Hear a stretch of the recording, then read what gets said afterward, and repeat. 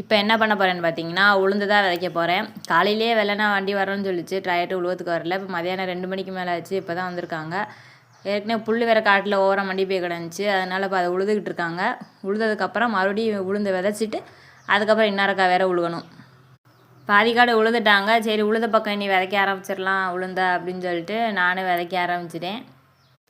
உளுந்து காட்டில் விதைக்கிறது வந்து கூடவும் போயிடாமல் கம்மியாக போயிடாமல் கரெக்டாக பார்த்து விதைக்கணும்.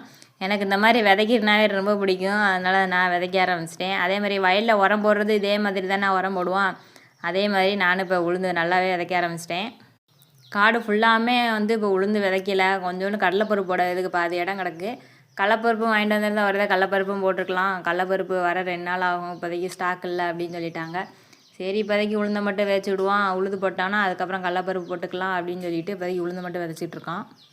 உழுத பக்கம் பூரா உளுந்து விதைச்சி முடிச்சாச்சு, இன்னும் உழுகாமல் கிடக்கு. இந்த இதை வந்து உழுதுட்டுருக்காங்கல்ல, இப்போ நேரம் உழுதுட்டு மறுபடியும் உளுந்து வச்சுட்டு அதுக்கப்புறம் உழுகணும்.